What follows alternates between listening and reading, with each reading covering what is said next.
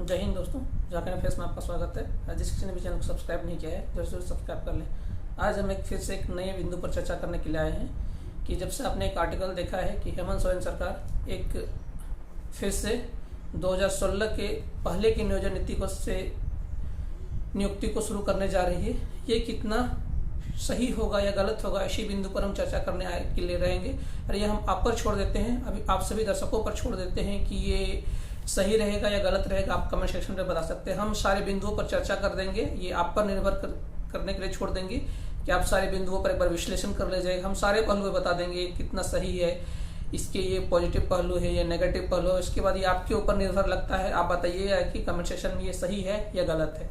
ये हम लोग 2000 जब से ऑडियो सर्वे हेमंत सोरेन सरकार का वायरल हुआ है, उसका धन्यवाद ज्ञापन हेमंत सोरेन सरकार ने एक पोस्टर जारी किया था न्यूज़पेपर में 2-3 दिन पहले। उसका उन्होंने कहा है कि लगभग 10 लाख उनको ये मिले हैं, मतलब 10 लाख युवाओं का उनको ऑडियो सर्वे के थ्रू से उनको ये मिला, समर्थन मिला। उसका उन्होंने कहा है कि लगभग 2016 से पहले की नियोजन नीति के थ्रू से अब हम लोग वो नियोजन नीति की 2016 के पहले की नियोजन नीति के थ्रू से अब नियुक्ति प्रक्रिया को शुरू की। ऑडियो सर्वे में पहले से ही कहा गया था कि जब तक 1932 खतियान को नवी सूची का संरक्षण नहीं मिल जाता तब तक क्या हम लोग 2016 से पहले की नीति में जाएं, इसी बात के लिए ऑडियो सर्वे कराया गया था। तो हेमंत सोरेन सरकार लगभग अब तय माना जा रहा है कि अब 2016 से पहले की नियोजन नीति में सरकार अब नियुक्ति करने जा रही है। तब हमारा विश्लेषण इसी बात पर होगा कि क्या कितना सही रहेगा 2016 से पहले के लिए, अगर अभी की जो नियुक्तियों प्रक्रिया को शुरू कर दिया जाए, क्या इतना सार्थक हो पाएगा?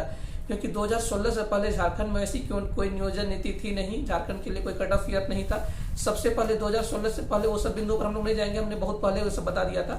थोड़ा सा हम लोग झारखंड का अगर हम लोग थोड़ा सा पॉपुलेशन स्ट्रक्चर देख लें, झारखंड में सबसे ज्यादा पॉपुलेशन अगर झारखंड में जिसकी पाई जाती है वो ओबीसी की पाई जाती है। लगभग 46% झारखंड में ओबीसी का पॉपुलेशन है। उसके बाद एसटी का पॉपुलेशन आता है लगभग एसटी का पॉपुलेशन आता है लगभग 26%। और उसके बाद आता है एससी का पॉपुलेशन, लगभग वो 12% आता है। और उसके बाद एससी का पॉपुलेशन, और उसके बाद आता है जनरल पॉपुलेशन। झारखंड में ये सबका अलग अलग पॉपुलेशन, सबसे ज्यादा पॉपुलेशन आता है और सबका पॉपुलेशन अलग परसेंटेज वाइज इसका पॉपुलेशन है झारखंड में सभी का। उसके बाद हर जनजातियों के अलग अलग रिजर्वेशन का परसेंटेज भी रखा गया है। जैसे ओबीसी का पॉपुलेशन है 46% झारखंड में, तो देखिए झारखंड में 46% है और उसके लिए रिजर्वेशन का परसेंटेज रखा गया है 27%। उसी तरह एसटी का पॉपुलेशन परसेंटेज है लगभग 26 और 27% के आसपास ही, और लगभग उनका रिजर्वेशन का परसेंटेज भी है 26% है। और एससी का पॉपुलेशन परसेंटेज है लगभग 12% है और उसका एसटी का रिजर्वेशन का परसेंटेज है 10%। और जनरल का पॉपुलेशन का परसेंटेज है लगभग 16%। और जनरल के लिए रिजर्वेशन का परसेंटेज रखा गया है इकोनॉमिकल वीकर सेक्शन के लिए, हाल फिलहाल में जो ऐड किया गया है सेंट्रल का ही इकोनॉमिकल वीकर सेक्शन के लिए 10% रिजर्वेशन रखा गया है। उसके अलावा और भी जो अलग से रिजर्वेशन कैटेगरियां रखी जाती हैं झारखंड में, उसको हम लोग अभी इसमें नहीं ऐड करते हैं। जैसे पीडब्ल्यूडी का रिजर्वेशन अलग आता है, जो क्षेत्रीय रिजर्वेशन अलग दिया जाता है। उसका अगर कहीं महिलाओं के लिए रिजर्वेशन दिया जाता है उसको हम लोग अभी इसमें नहीं ऐड किए हैं। जो मेनली कैटेगरी वाइज रिजर्वेशन, मतलब जो जनजातियों की जो मतलब ये जो कैटेगरी का रिजर्वेशन है इसमें उसी को हम लोग ऐड करके रखे हैं। तो टोटल झारखंड में रिजर्वेशन का परसेंटेज आ जाता है 73%। टोटल है 26, 10, 27 और 10। टोटल इसका हम लोग परसेंटेज जोड़ लें तो टोटल हमारा आ जाता है 73%। तो जो 2016 से पहले की नियोजन नीति है जो सरकार लाना चाह रही है 2016 के पहले, वो एक ओपन पॉलिसी थी। उसमें ओपन पॉलिसी करने का मतलब था कि पहले में जब भी किसी की भी झारखंड में किसी को भी कोई स्थानीय माने जाने के लिए उसका स्थानीय प्रमाण पत्र बनवाना होता था, तो उसके लिए कोई वंशावली नहीं देखी जाती थी, मतलब कोई कट ऑफ ईयर नहीं रखा जाता था। तो उसी तरह मतलब अब उसी बेसिस पर अभी कोई झारखंड में भी ऐसे कोई स्थानीय नीति अभी भी है नहीं। अभी भी अगर आप अभी भले उस मॉडल को फॉलो किया जाए, अभी वंशावली बन रही है, लेकिन अभी एक्चुअल में कोई अभी वैसी कोई स्थानीय नीति झारखंड में अभी भी नहीं है। तो उस समय की पहले भी उसी तरह का प्रोसेस था।